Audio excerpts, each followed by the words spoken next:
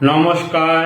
August August মাস এলেই ইতিহাস বইয়ের পাতা খুললেই দেখা মেলে ওই রক্ত ঝরা দিনগুলির কথা।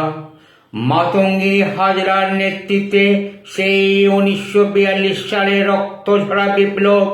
ব্রিটিশদের বিরুদ্ধে তখন ভারতের দিকে দিকে একটাই দাবি, ব্রিটিশ তুমি ভারত ছাড়ো, আমাদের দেশ আমরা করব শাসন, বিদেশি শক্তি তুমি দূর হটো। নীলকর সাহেবদের অত্যাচার আজও ভোলার নয়।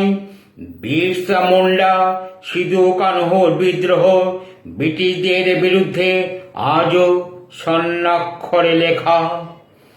মা বোনেদের উপর অকথ্য অত্যাচার ব্রিটিশদের সেও ভোলার নয়। আগস্ট মাস এলেই ইতিহাসের পাতায়